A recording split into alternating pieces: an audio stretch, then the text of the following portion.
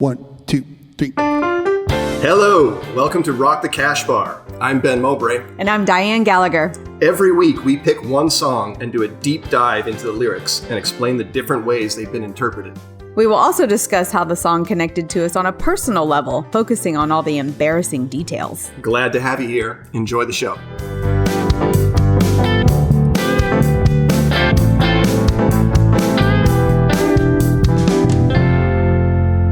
Welcome to the Cash Bar, Diane. How are you?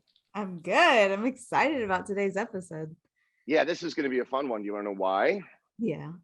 Because I'm going to take you on a trip around the world and back, and you won't have to move. You just sit still. We're going across the pond. We're going to England. We're going to talk about Dire Straits today with the most foremost Dire Straits band in the UK that is not actually Dire Straits. We're going to go talk to my cousin, Pete Wilson Lambert, and Dave Phillips of DS UK. How are you guys? Yeah. Hey! Doing great, guys. Thanks for having us on. It's great to see you. Yeah, it's going to be a lot of fun. It's going to be a lot of fun. Thanks for doing it. So obviously, like you guys are, where are you, Pete? You're in Bristol, right? That's right, man. Yeah. Still in the same place, same flat. Your my auntie, your mum has seen this place, as well as Uncle Sid. Yeah, they've hung out here for a while, so I'm still there. Yeah. Good. Okay. And Dave, you're in London. Where are you? No, I'm in Southampton. I'm in the southern of all the Hamptons. The most southerly Hampton. Indeed. I like it. So you guys, you play in DS UK, which is a Dire Straits cover band. How did that come together? Like, was that yours, Dave? Who's driving the ship there? Oh man, Ben, it is a very, very long story, but I'll condense it into something digestible. I was running music college at one point. That ended. I was looking for some interesting things to build a business around, and I went to see another Dire Straits tribute band with my dad. Took him for Christmas one day, and they weren't very good. And I was sat there thinking I could do this way better, because I've been a Knopfler fan forever. I started playing guitar when I was 15, and his kind of style just ingrained itself in me very, very quickly. So that finger picking thing came very natural, and thought, let's do this even better. And when it came to moving out of my job, the band idea stuck with me, so we kicked off with it, and we did it. Yeah, I was going to say, like, Dire Straits is really difficult music to play. Like, wouldn't it be like, can't we just form a Ramones cover band? Something just 3 chords. Dude, seriously, when I was putting out the ads online, people were saying, "Wow, Dire Straits, that'll be hard." And it's incredibly, it is actually complex music. You wouldn't necessarily know how to listen to it, and a lot of the stuff in the 80s was exactly the same. There's a lot more going on there than well, certainly for me. There's a lot more going on in there than you give credit for. It's incredible stuff. I would think it would be very hard. So you just started putting out ads and asking for musicians to come in and do it? Yeah, that's typically how most bands will set up, unless you're in a group of friends, and that's how I've always set my bands up. It's with groups of people that I know, and that's still the way that I prefer to run it, to be honest. I love the fact that a band can become as much of a part of a family as the family are, and you tend to like them more as well. Yeah, I've always tried to do that with all my groups. So the bass player Alistair that we work with had been a good friend of mine for a while. The drummer Alec, as one of the founder members, he came on right at the beginning. He did some work with one of my function bands once. The rhythm guitarist was. Can I stop you a second? What's a function band? Oh, where you go and play weddings and stuff. Okay. And it's a toss up whether people like you or not. And the rhythm guitarist was one of my degree students when I ran the college. He was a particularly good guy, particularly good guitar player, so I brought him on. The original saxophone player just answered an ad. And what other members are there? Keyboard player, yes. He was a local. Yeah, he was a local as well. And he didn't last very long. And then Rick appeared again off of an ad. So 2 of the guys came from an ad. 4 of the guys came from people within my circle. Yeah. What's the worst thing that ever happened at the wedding? Oh man, you should have asked me that question and allowed me time to prepare, because I can't. we're talking 20 years of stuff. Okay, so doing a wedding at a venue that had a very, very, very, very low noise limit, and a noise limit that set off the noise limiter just by conversation. So imagine paying a lot of money for a band to dance with after your wedding, and all you can hear is. Yeah. That's literally it. Just the drummer's rods. Those are just some of the worst gigs where you just can't do what you do because you're being told to turn down too much. Yeah. You'd be totally constrained. The drummer's playing with spaghetti noodles. Keep it quiet. That's exactly. The kids are sleeping. You were there. So you were there. You remember. So Ben tells me you guys, I mean, there's cover bands everywhere, but you guys are exceptional. Like, you're kind of like the best Dire Straits cover band. Would you agree with that? No, look at the blushing. There are a couple, and we've checked all of them out. And we think that we do. And how can I put this without saying we're the better one? Yeah. I think our passion for the music and our dedication to the feel of Dire Straits, I think kind of excels more than the others, where the others feel like they haven't really thought it through that much, and it's just a little bit of a cash grab. Yeah. Okay. If that makes sense. And a lot of these cover bands are in multiple cover bands at the same time. They just kind of skip around, but you guys seem hyper focused on Dire Straits. Is that? Well, are you in lots of other ones? Yeah, kinda. You know, you can't. I've always made a living,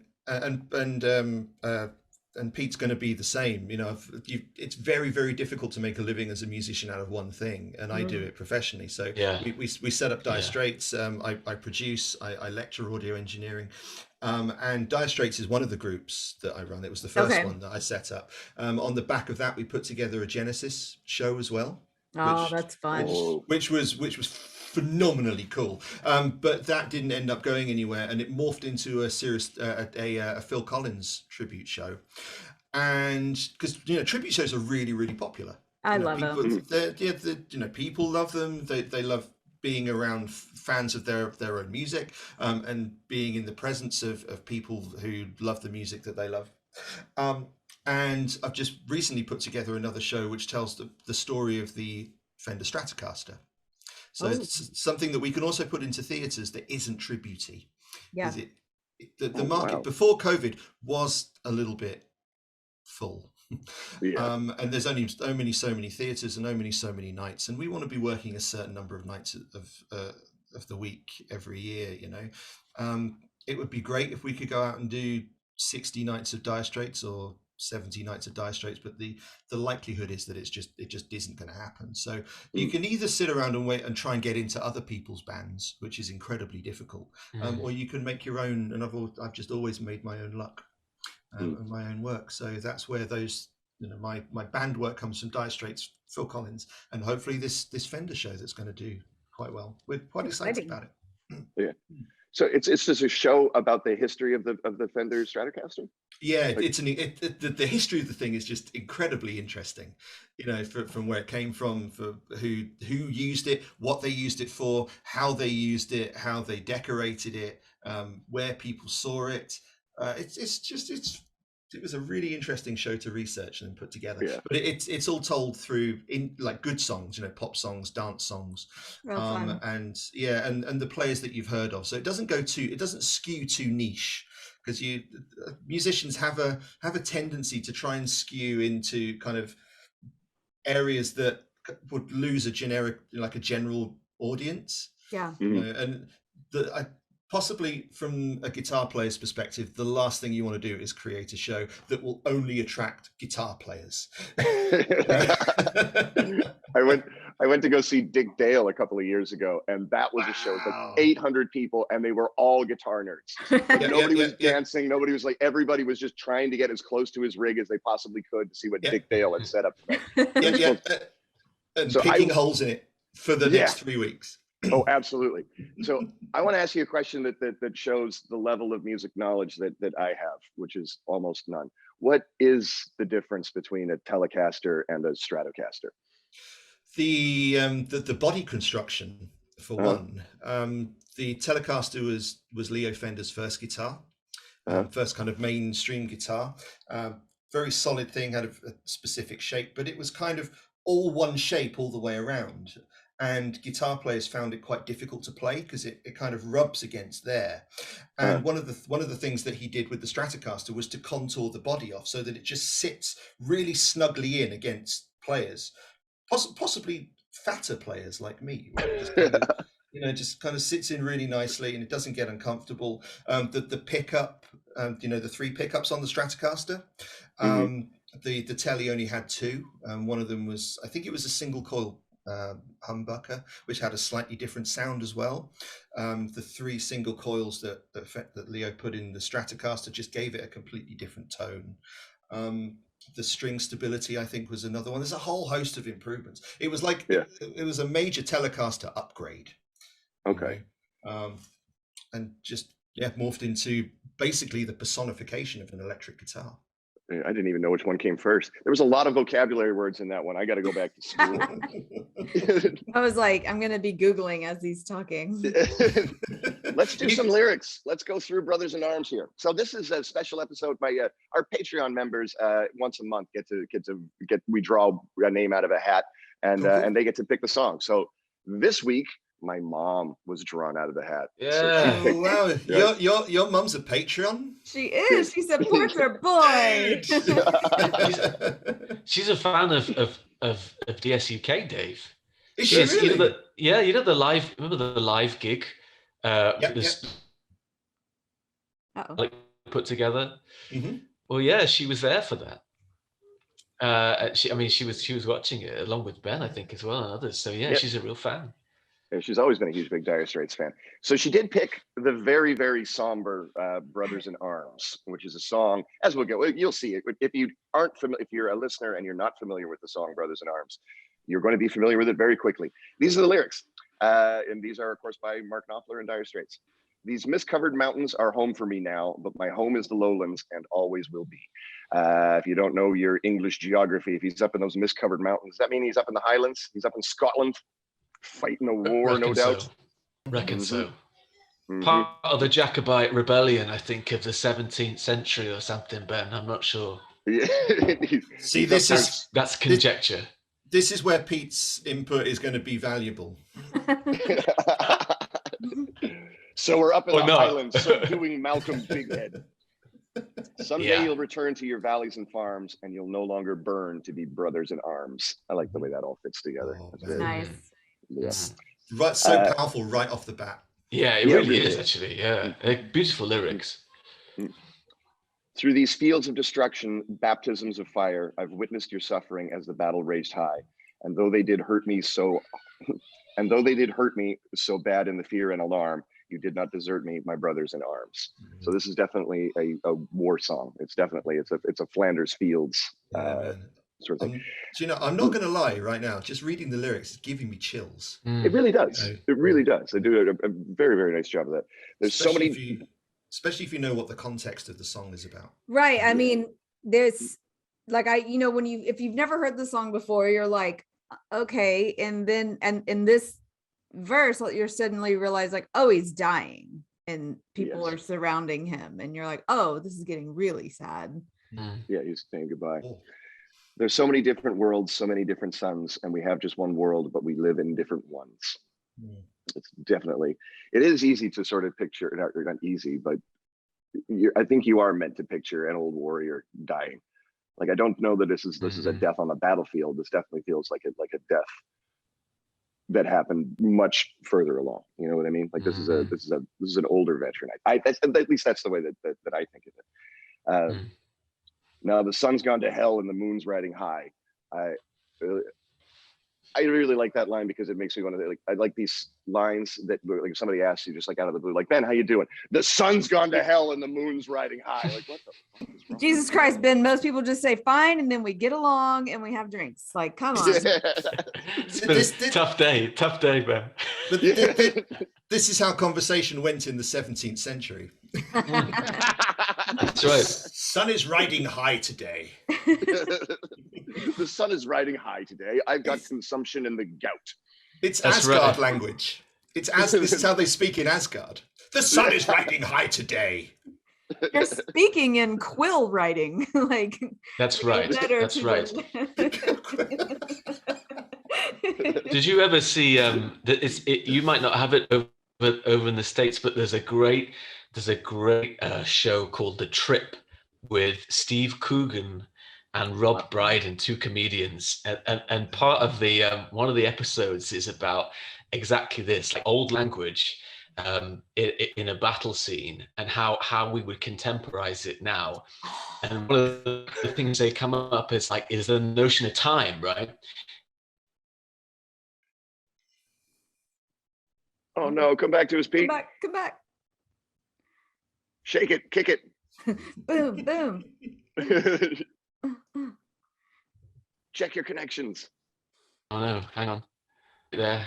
There you go. Am I back? I'm back. You're back. I'm back. Pete's internet is delivered by storks. You know that, right? It is. It is. Where did I cut out? Should I repeat? Yeah, right. Go ahead, Ben. You had just said the comedians' names, and you just said that Oh it yeah. was on the Yeah. battlefield. That was huge silence. I'm sorry about that. So what I was saying was, there's this show called The Trip, and it's a brilliant show. And there's a scene in one of the series of that show where they discuss what it would be like to maybe put an old battle in a new dialogue onto an old battle. What I mean is, like, when would the battle begin? When would it commence? And they kind of try this idea out of going, it's like, gentlemen to bed, for we rise at 8:39. And I thought that's a very, it's a very funny way of discussing time. Thinking about how would you rise for a battle in the bygone era anyway, Yeah. It would be like, we rise when the sun rises, but not 8:30 for 9, give or take, after we've got the latte in place. Not that. I love Steve Coogan. I'll have to check that out. That sounds awesome. Yeah. It's a great show, amazing show. Yeah. I don't think I would show up for the medieval battle. I really don't think I would get up that morning. I would disappear. There's no way. They're just like, everybody huddle up together. You'd be there for 10. I feel that you'd be I'll be there for 10. I think I could get there for 10. I might be a little late. 10:15. Yeah.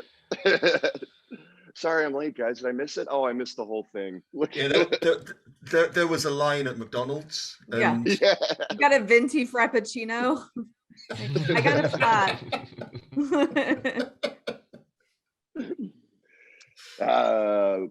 But it's written in the starlight, and every line in your palm. We're fools to make war on our brothers in arms, which is very true, of course. So Mark Knopfler wrote this for the Falkland Islands War. We wrote it at the outset of the Falkland Islands War in 1982, right?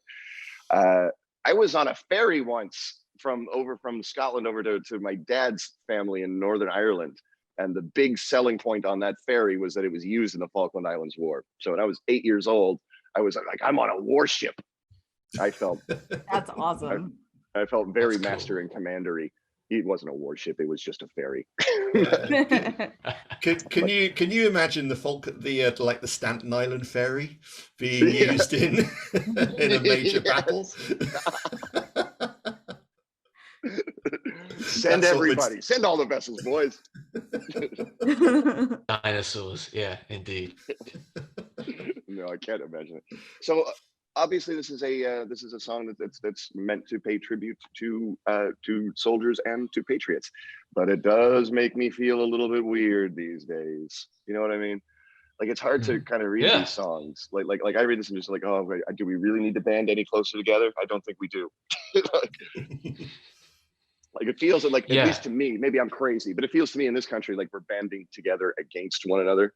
And it's hard for me to read these lyrics today without thinking like, is this a really good idea, guys? Do we really need brothers in arms? Like, how does it feel when you sing this song on stage? Obviously, the mood in the theater obviously must change, right? Yeah, it's pretty serious, isn't it? I mean, it becomes serious. Mm-hmm. Do you close the show with it? No, we close. Dave, am I right in thinking we close the first half of our set with this now. We've repositioned this song many times since I joined, and I think it's we closed the show with Why Worry. Well, the first half of the show with Why Worry, and the current tour, which is actually which is paying tribute to Brothers in Arms, the album. This is the penultimate song of the first half. And one of the things that I absolutely love about playing in this band specifically is that it's a show that people go and watch, you know, and just get lost in. You know, we don't need people to get up and dance. We don't need people to sing along. We don't need them to clap. The best compliment that an audience can pay us is just to sit and watch, and in silence, and obviously clap at the end, you know. Right. And we'll get them to sing a couple of lines where it's just to kind of break the tension a little bit, possibly sometimes. But the you know, what Mark made with his guitar and what Guy composed on the keyboards, and the lyrics that are being put out, and the story and the world that he creates with his songs, you know, people just get lost in, you know. So people are there just getting lost in the ambience of the song. People are watching the guitar work, they're listening to the guitar licks, and I've worked really hard to recreate what Mark does, right. And they're listening to the songs, and they're just listening, you know. And it's exactly what I do when I go to shows. You know, if I go to watch a Phil Collins show, I want to sing along. If I go and see a Backstreet Boys show, I'm there to sing along. When I go and watch Mark Knopfler, I'm there just watching. You know, I'm not dancing. I'm just looking and seeing what each of the band members are doing. Just as a musician, because I'm appreciating what they're doing, but I'm listening to what he's playing. I'm listening to his guitar work.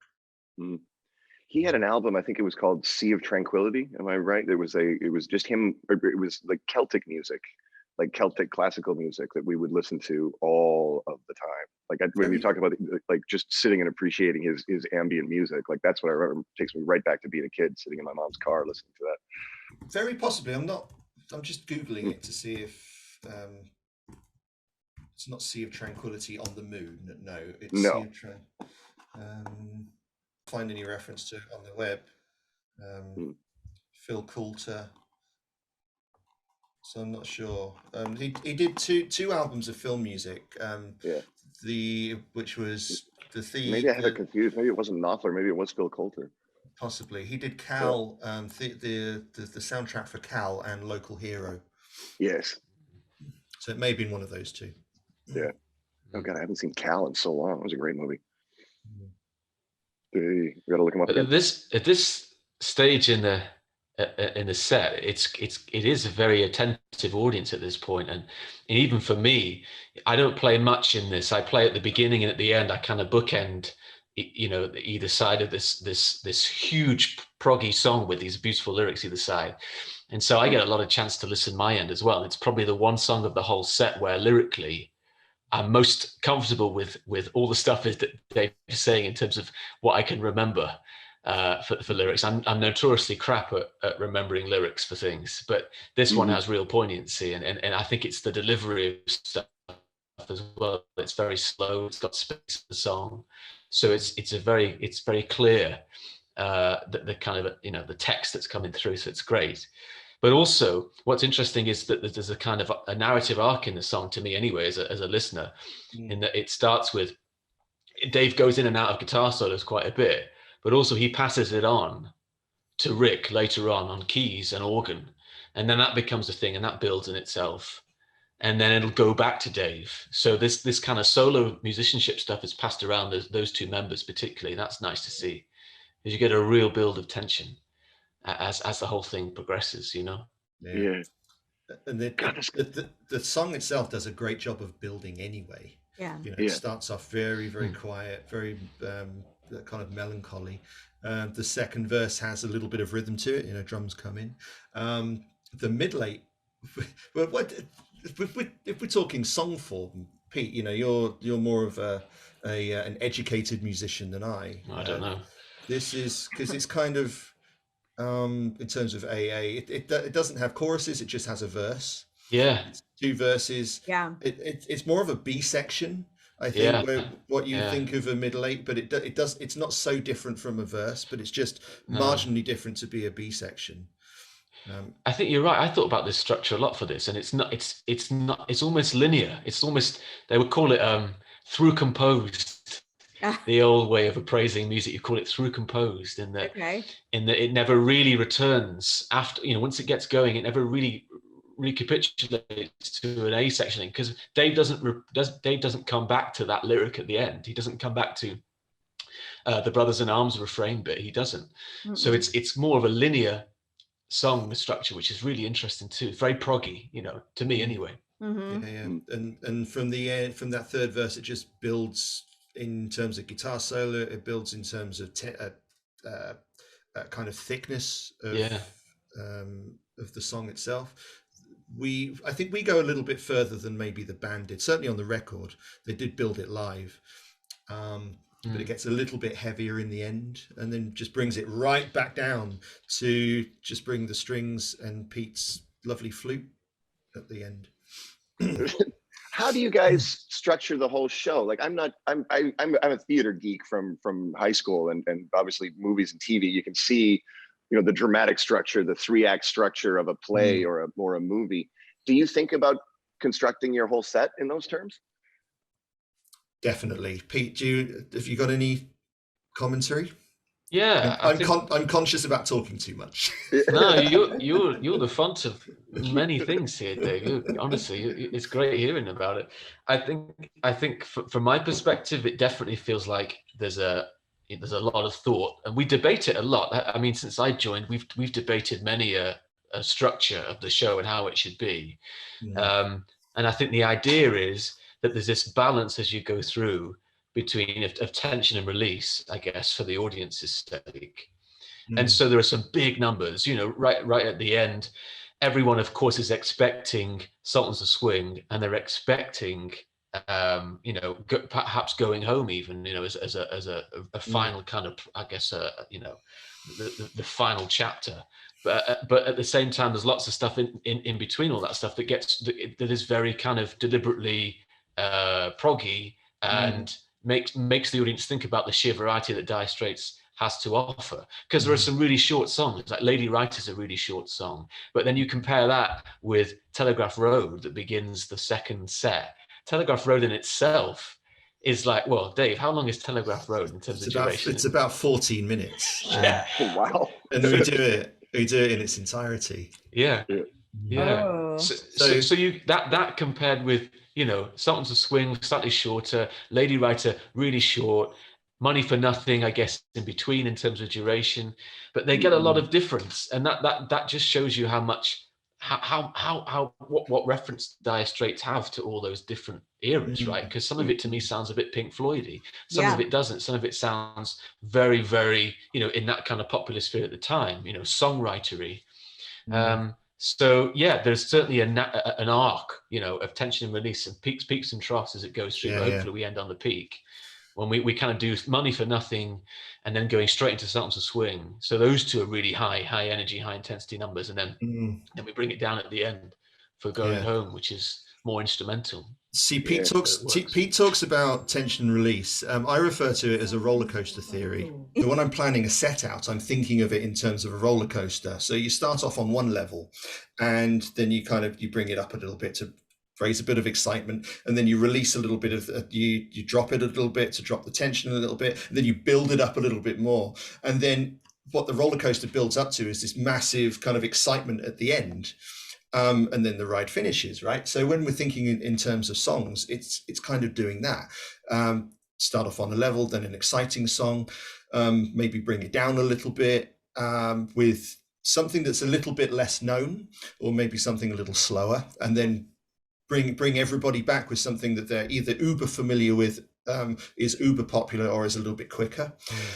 And then we'll finish the second set off with Brothers in Arms and Why Worry, and with the song choice for the Brothers in Arms tour. Obviously, we're paying tribute to Brothers in Arms, so we're playing all of the songs from that album. And there's 3 tracks on that album that aren't as familiar to a regular theatre going audience, you know, because the people that come to the show are going to be Dire Straits fans, and the people that come with them, whether they're dragged along by, you know, with whatever, and they're either going to like it or they're not, but they're going to be there because they'll recognize and enjoy some of the songs.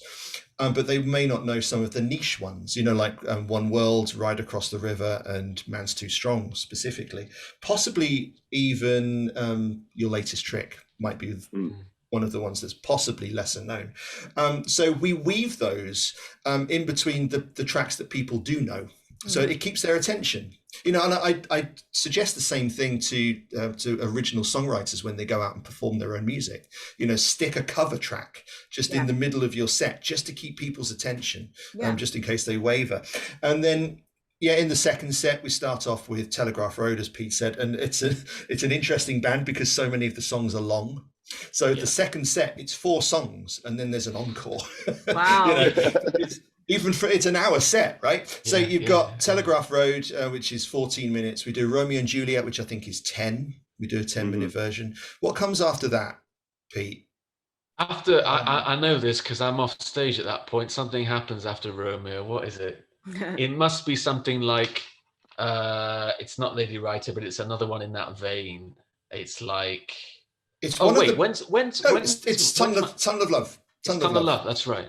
Tunnel of Love is 11 minutes. Wow. So, you know, already with 3 songs in, and we're up to, you know, it's about half hour, 33 minutes ish. Someone in the comments is going to be slapping me for my crappy maths.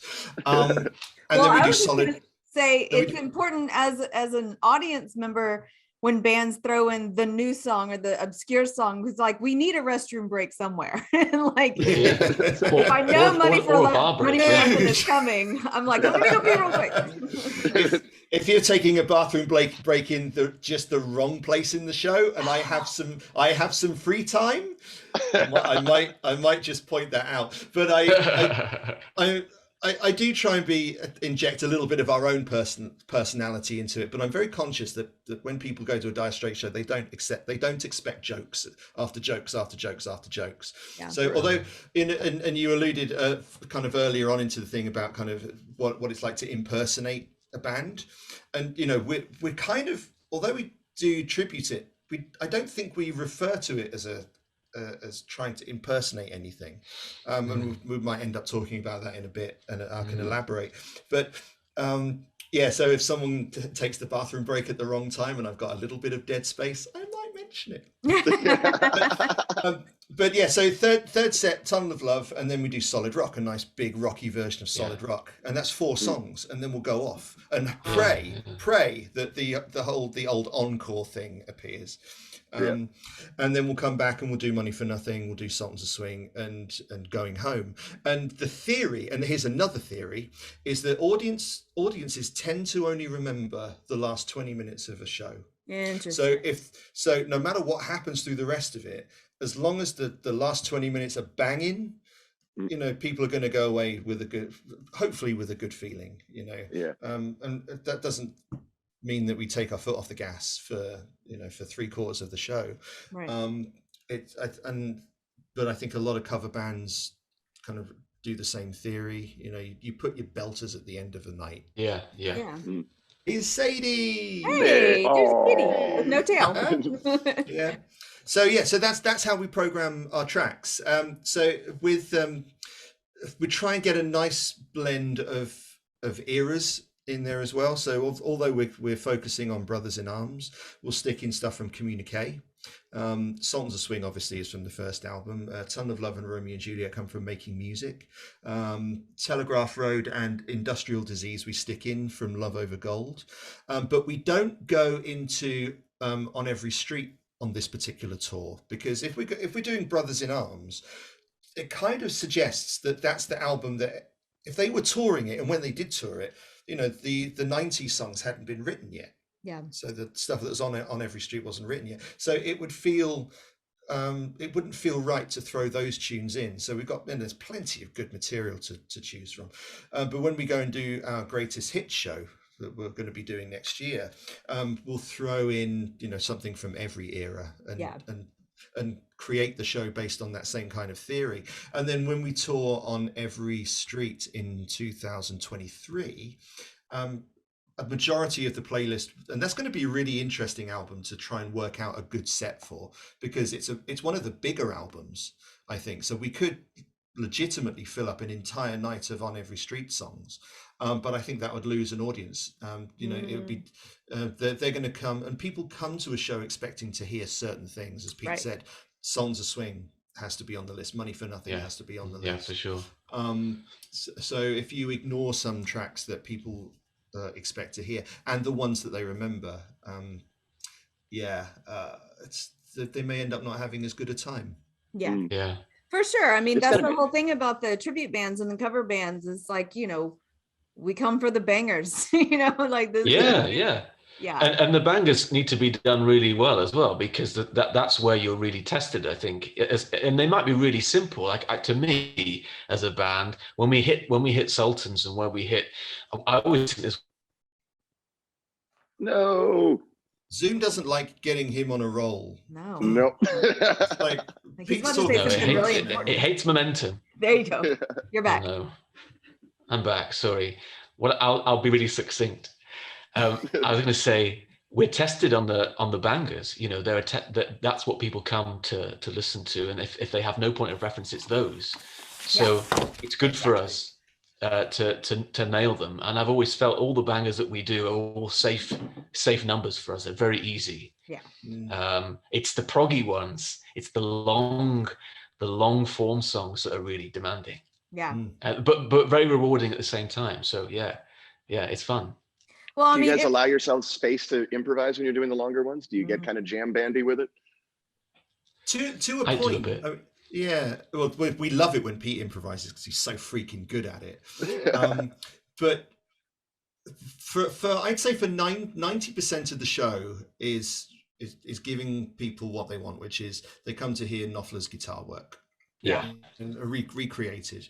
So that there's a lot of work on that, but you know, I can put in a little bit of my own phrasing here and there, just so we can have a little bit of fun with it and be expressive ourselves. But it's always in kind of the vein of what he would do. So because we've been lucky that I've studied so many of the songs and learned so many of the songs that you pick up how he thinks about music and how he thinks about scales and how he uses his tone and how he uses the fretboard. So you can kind of figure out what he would do in a given situation. So try and bring a little bit of that in as well. God, there are certain shapes, aren't there, Dave, that you play. That Knopfler will repeat and extend upon quite a bit, and the more you're part of the show, the more you recognize those shapes and you kind of reformulate them for different purposes. That's really interesting to hear that. The odd motif coming back. He's an epic lick recycler. It's so interesting that the same lick appears in Telegraph Road and Private Investigations. You'll hear the same licks appear in Sultans of Swing and Down to the Waterline. You know, it's if you listen to them enough, you can start to pick out these little licks. Do you think every band does that? To a point, but what Knopfler does, I think he's uber creative to start with anyway. So, and anything that he creates has a difference to it. Whereas I think a majority of guitar players, certainly the ones that I'm most aware of, and I'm thinking in the terms of Clapton and Slash, that kind of thing, they have their blues scales and their blues licks, right? And they'll kind of they'll reuse those relatively often. But I can't think of off the top of my head of blues licks, like regular licks that every guitar player kind of is born knowing. I'm wondering if like using those. If I got into it and started really listening to like Stevie Ray Vaughan or other people, like, are they doing it too? You know, I just don't. Oh, definitely. I'm sure they are. Even those. I mean, Stevie Ray Vaughan must have the signature licks that he comes back to. I think anyway, because on the saxophone front, you can tell someone's playing by their vocabulary all the time. You know, like the repeated patterns come out all the time in different keys and stuff. So I definitely think that. There was an interview I think recently with Angus Young from AC/DC, and he said he loves to use major sixths, an interval of a major sixth. So if you think of like, I'm trying to think of a song with a major sixth. Think of "My Bonnie Lies Over the Ocean." The first two notes of that, that's a major sixth, and so he uses that in his songwriting a lot. And in his lick playing a lot because he thinks it's a beautiful interval. I'm just thinking of Hallelujah now, where he talks about yeah. Every guitar player and every musician is going to be guilty of doing the same thing, you know, and that's why the study of music and learning different songs and different styles and things can really help a player's vocabulary, because you start to amalgamate these things and play with these things to try and make something different. And again, it's just one of the reasons that Mark's work is so well loved, because he's just been so creative with how he uses his scales and how he creates really memorable licks. Yeah, it's got to be an amazing feeling to launch into the opening riff from Money for Nothing. Like, that's obviously the moment where the crowd gets out of their seats, the big yes, yeah, absolutely. That's got to feel good. And there's pride in the fact that we've really sound designed that as well. Yeah. So, you know, so it sounds as you'd want it to sound, or at least it sounds how I'd want it to sound. How do you resist not playing it 3 or 4 times a night? I would open and close with it.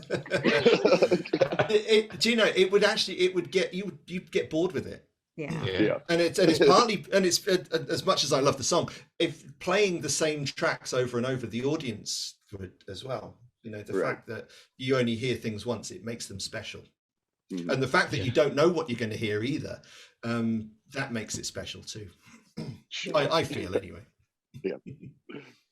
There's no doubt. Who, if you weren't in a Dire Straits band, like if you like, there's got to be nights where you're just like, here we go, we're gonna go do the same show again. Do you ever like which band, if you could start another tribute band?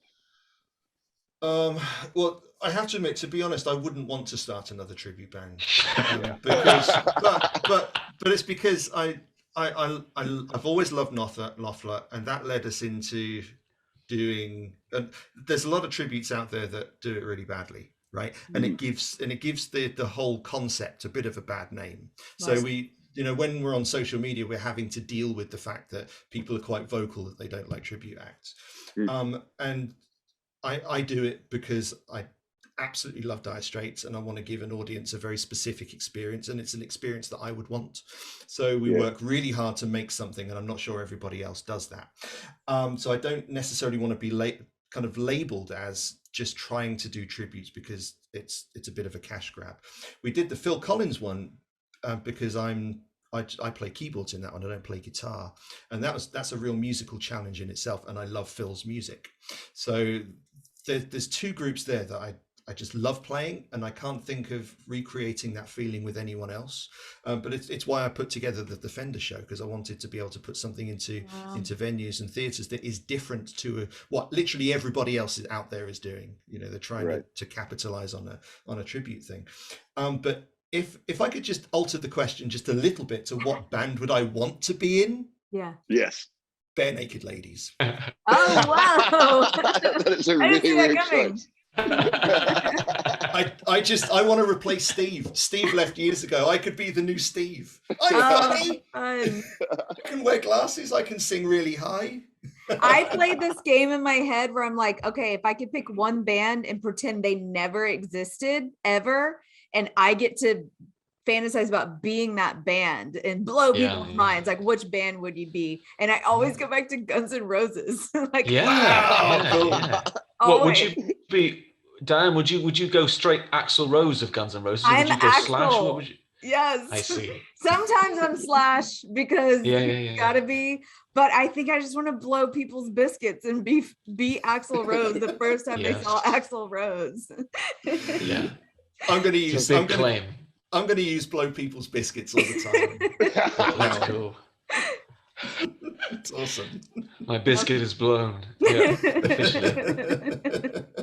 That's a fun hypothetical. I read an article somewhere where somebody was making the point where, like, if Guns N' Roses never existed, and say, you know, a bunch of guys like my age got together and wrote those exact songs the exact same way, it sounded exactly perfect, you wouldn't be anywhere near as successful as Guns N' Roses for the mere fact that you're not 22 years old. Yeah.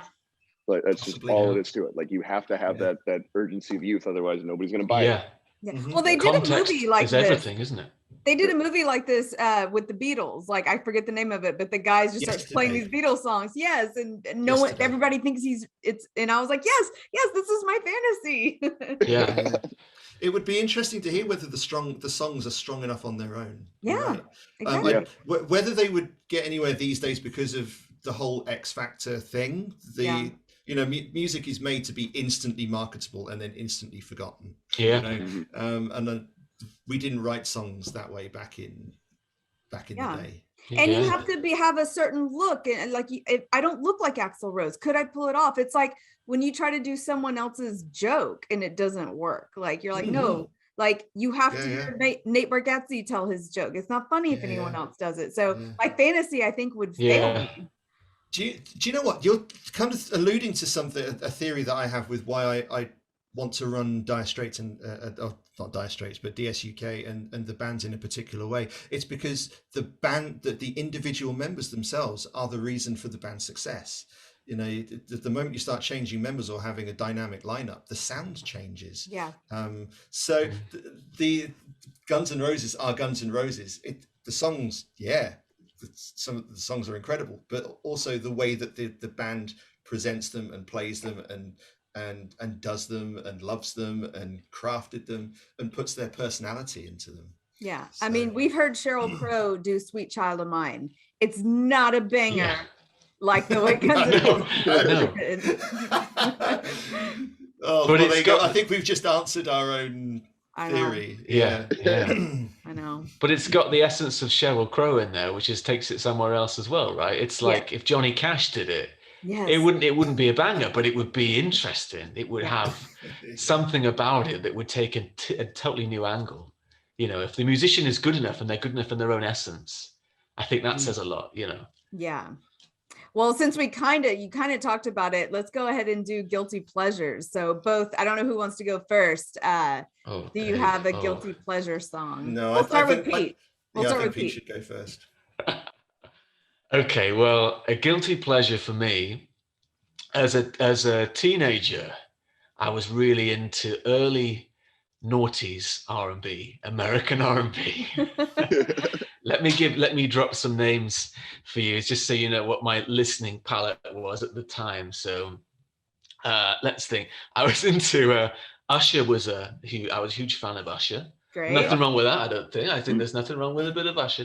Let me think. Other slightly more niche, B2K, when they came out, I really like their song. And I go even more niche now, because some of these bands never made it across the pond, as in, to us. And there was a band called Drew Hill, which was, you probably have heard of Drew Hill, but at the time it was like American import. And I just picked up an album from HMV and played it. It had Cisco in it. Dave, you remember Cisco? Yeah.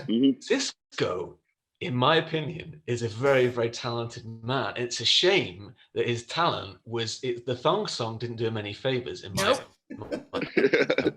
for various reasons. It's really fun. That's maybe still the there? funniest one we've had. So it's not the thong song, just so you know, it's not the thong song. But it's one of those Drew Hill songs. I think it was called I Love You. It was like a ballad. It was a real R&B.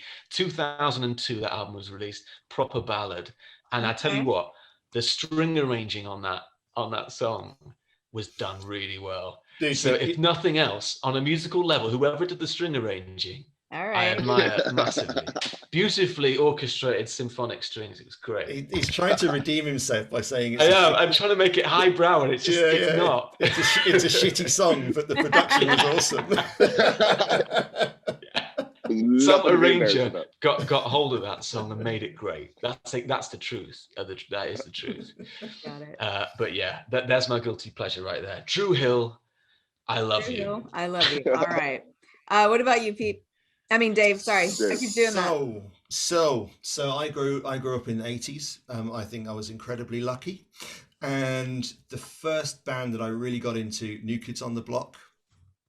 My guilty pleasure, CoverGirl.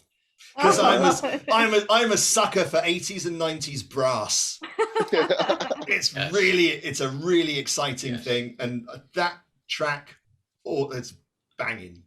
Can you sing a few bars? I'm trying to remember. Like, do I know CoverGirl? Is this the one where Joey is singing? I think so. Yes. Joey McIntyre. Are you thinking of "Please Don't Go, Girl"? Because that was his one. That's why I'm wondering, but he sang a few because I'm trying to remember CoverGirl because I was a fan, but listen, I haven't been a fan since 5th grade. Oh, crikey. I get up in the morning and I see your face, girl. Yes. Yes. All right. Joey, Donnie, Danny, Jonathan. Yeah. And so good fact. It's in there. It's in there. Yeah. I was a fan of Donnie. That was my guy. So if you're a fan of Donnie, are you watching him in Blue Bloods? No, but I heard he's a great actor. Dude, it's so freaking good, and he is incredible in it. The cast is amazing, but he is incredible. Wait, I think he's the one singing. Hold on. Wait, is this it? Hold on, they're just dancing. Zoom is getting rid of it for us. It's Donnie singing. Okay. Yeah. Well, I like it. So, yeah, I love that. What are your guilty pleasures, though? I mean, have you had this conversation before? But I want to know what we used to do it every single episode. Ben and I would both say one, but after like episode 60, we ran out. You're all done. You've purged yourselves of all that sin. Yeah, basically, we stopped being embarrassed about it, so there's no point in us doing it anymore. That's right. It's the new norm. It's the new norm. I'll just say debased yourselves. Yeah. Overall, I'm a big fan of yacht rock, and I just have to admit it to myself. I love REO Speedwagon. Yes. But I also love Air Supply. So. Oh, wow. Okay. Oh, there's no shame in any of that. I don't think. I think that's you're right on trend right now. Yeah. We're having a massive 80s resurgence. I think you're bang on trend. I didn't know that was regarded as yacht rock. Well, I mean, I think REO Speedwagon is. Yacht rock is. So definitely the guy that sings Lady in Red, I think that's definitely yacht rock. Yeah, the monobrowed purveyor of filth, I would refer to him referred to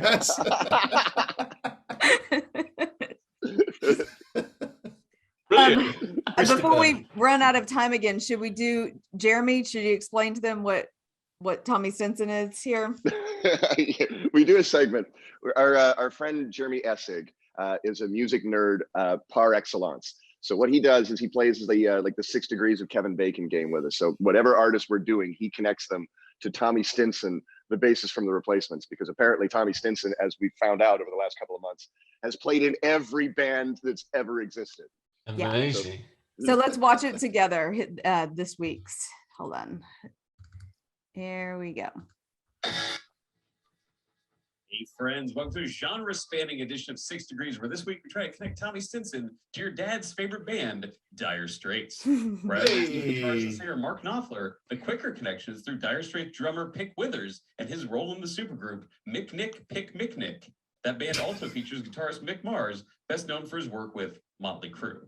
The Crue's drummer Tommy Lee also has his own side project, Methods of Mayhem, which featured Lil' Kim on their debut single, Get Naked. And Kim also shows up on the shot caller rock remix of Puff Daddy's It's All About the Benjamins, accented by bass from Tommy Stinson. So Dire Straits to Mick Nick Pick Mick Nick to Methods of Mayhem to Tommy Stinson. Back to Diana. I gotta find out who the other members of Mick Pick Nick are. Mick Nick Pick Nick. I can't remember that. I love how little Kim involved got the crossover there. Thanks via Tommy Lee. Little Kim just incorporates herself into hard rock and R&B beautifully. He is the bridge for most things. Who knew? Tommy Lee is the connective tissue. Yes, what connective tissue he must have, right? Guys, I think we did it. Thanks very much for spending some time with us. And I want to apologize for not having any musical knowledge whatsoever. Like listening to you guys talk about how you structure songs and how you structure sets. is exactly the sort of conversation I want to have, but I'm just not capable of keeping up that. Nice. Thank you very much for the education. Do you guys want to That's been great. promote yourselves before we let you go? Where can the listeners find more of you? Do you have websites, anything? Go on, Dave. Crikey, get a pen. It'll take a while. So In the show notes. you can find the Dire Straits band at direstraitstribute.co.uk. You can find the Seriously Collins band at seriouslycollins.com. You can find me at davephillipsmusic.co.uk, and I also have a YouTube show with a couple of guys where we talk about Pro Tools recording production techniques. You can find that at protoolsanswers.com. Wow. Thank you. That's amazing. This is great. Thank you guys so much. What a great episode. This has Really been so much appreciate fun. So Thank welcome. you. Yeah, it's been great. I hope you enjoyed it, Mom. Oh, thank you. Thank you, Yes. Ben's mom. Thanks, Ben's Lo- mum. Love to What- Auntie Kate. I just actually I want to ask, what Patreon tier is she on? Well, we only have one. We only do one right now. So, but I feel like Ben's parents are so supportive. If we had multiple tiers, they Oh, would they're just pick amazing. the highest. Everything that she's done for Ben over the last God knows how many years. That's the Patreon tier she's on. Yeah. Exactly. I'm on the time served tier, baby. Yes. I'm on the it's time for you to start paying me tier. I've got sincere hopes, Dave, that we can bring DSUK over to Texas, Oh, and you will meet. man. You will meet Ben. You'll meet Kate and Sid. You'll meet Geordie. You'll meet Carly. You'll meet so many Oh, of the man. Mowbrays. They are classic people. They're brilliant. I've tried a couple of times, not specifically to bring it to Ben's house, but I have had conversations. If any promoters are listening and could do maybe 10 shows in a row, bring us over. No, please do get in touch. We'd love to. oh, that'd be We'll great. see if there's a way we can do it. We should Tony talk- Mowbray could manage us. He's got that kind of that big brain. Yeah, he's got the The big brain management brain. taskmaster thing. He can take care He of can it. do yeah. the logistics entirely. We could just sit back on that, I think. Yeah, and I haven't done Southern yet. I'd love to tour Texas and the Southern states. Oh, you'd Yeah, have a good time. Absolutely. You really would. you Cannot, would. cannot Like- wait to do it. Austin would be a great town for you to come through.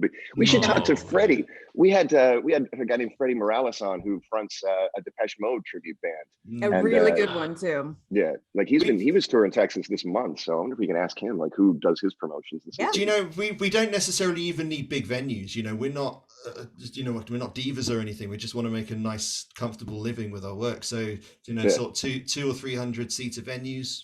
Yeah, Small. We love our small shows. yeah. So Yeah. it doesn't have to be complicated. We just want to get over there and be able to pay for it and have some money to be able to pay for mortgages and Xbox Live subscriptions. That's all we need. That's great. Simple.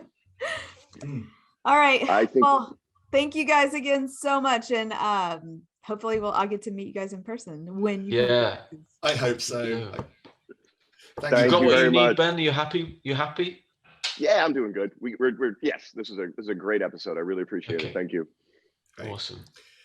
Cracking. Take We it will easy. see you later on. Thank you. Get some Bye, you sleep. guys. It's late over there. Oh God, yeah. All right, I'm gonna kick you out. We do have to do a couple things. We did Tommy Stinson. We did that. I'm just going through my notes. We have to draw for the next month's Patreon. So we've had 2 new patrons. Welcome Josh, and I think Nuria is how you say her name. So they just became Patreon members recently. Let's see who we're gonna do in November. Nuria, she just became a Patreon member. Dude, that's the fastest someone became a Patreon member, and now she gets to pick a song. So I don't know her last name. Sorry, I don't think she told me. So I will contact her and see what song we're gonna do next month.